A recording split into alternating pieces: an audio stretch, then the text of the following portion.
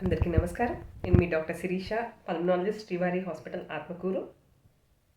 చాలామందికి ఇక్కడ మెడ దగ్గర, తర్వాత సంక దగ్గర, తర్వాత ప్యాంటీ ఏరియాలో, గజ్జల్లో చిన్న చిన్న గడ్డలు వస్తూ ఉంటాయి. ఇవి ఎందుకు వస్తాయి?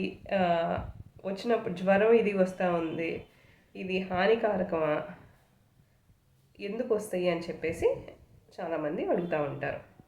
వాటి గురించి ఇప్పుడు మాట్లాడుకుందాం. వీటిని లింఫ్ నోడ్స్ అంటారు. ఇవేంటంటే ఇవి ప్రొటెక్టివ్ మెకానిజం అనమాట. మన బాడీలో ఎక్కడన్నా ఇన్ఫెక్షన్ వచ్చినా సరే, ఈ బ్యాక్టీరియాని కానీ వైరస్ని కానీ బాడీలో స్ప్రెడ్ చేయకుండా అక్కడ ఆపటానికి ఇవి పనిచేస్తాయి అన్నమాట. అదే లింఫ్ నోడ్స్ ఫంక్షన్ అయితే అది. ఇప్పుడు మనకి ఎక్కువగా ఇక్కడ చెవు వెనక కానీ, ఇక్కడ కానీ ఇక్కడ చిన్ కింద కానివ్వండి, ఇదంతా కొంతమందికి వాస్తూ ఉంటాయి. ఇవి ఎందుకు వాస్తాయి అంటే ఇన్ఫెక్షన్స్, బ్యాక్టీరియా వల్ల కానీ, వైరస్ వల్ల కానివ్వండి, ఇంకేమైనా ఇన్ఫెక్షన్స్ వల్ల కానివ్వండి వాస్తూ ఉంటాయి. ఎక్కువగా గొంతు ఇన్ఫెక్షన్స్, తర్వాత పంటి ఇన్ఫెక్షన్స్, పన్ను ఏమన్నా పుచ్చిపోయినా కానీ ఆ విధంగా ఉన్నా సరే, తర్వాత చెవి ఇన్ఫెక్షన్స్, వీటి వల్ల ఎక్కువ వాస్తూ ఉంటాయి.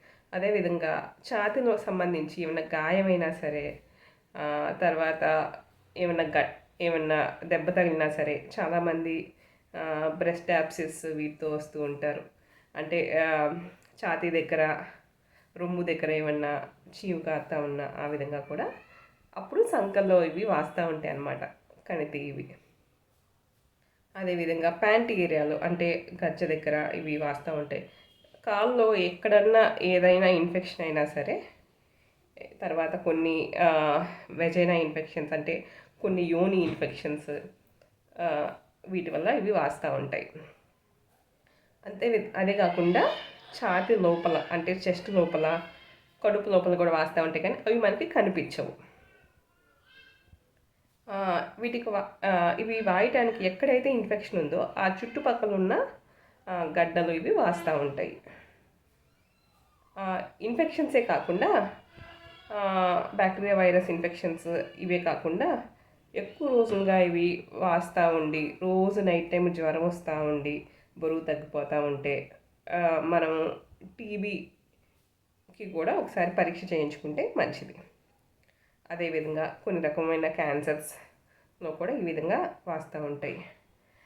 బాడీలో మొత్తం అన్ని ఏరియాస్లో ఇట్లా గడ్డలు వాచి ఉన్నాయంటే మనం కొన్ని ఇమ్యూన్ డెఫిషియన్సీ స్టేట్స్, కొన్ని రకమైన సైటోమెగాలో వైరస్ అని, తర్వాత ఇన్ఫెక్షన్స్ మోనోక్లోసిస్ అని, సార్కాయిడోసిస్ అని, ఇంకా కొన్ని రేర్ డిసీజెస్, వీటి గురించి కూడా ఇన్వెస్టిగేట్ చేస్తే మంచిది.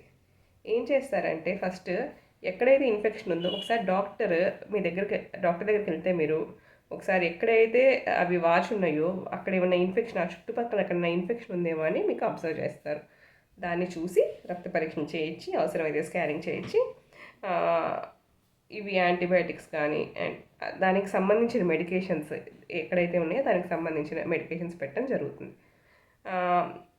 ఇది జరిగిన తర్వాత అది కనుక దీర్ఘకాలికంగా ఉంటే, వాటికి రెస్పాండ్ అది అవ్వకపోతే ఎఫ్ఎన్ఏసి అంటారు. అంటే ఒక సూదితో దాని నుంచి కొంచెం తీసి పరీక్షకి పంపిస్తారనమాట, మైక్రోస్కోప్ కింద చూడటానికి. దాన్ని ఎఫ్ఎన్ఏసి అంటారు. ఆ టెస్ట్ చేయడం జరుగుతుంది. దాంట్లో కూడా అది కరెక్ట్గా రాకపోతే బయాప్సీ అంటారు, అంటే ముక్క పరీక్ష చేసి వ్యాధి నిర్ధారణ చేస్తారు, దానికి సంబంధించిన ట్రీట్మెంట్ పెడతారు. Thank you.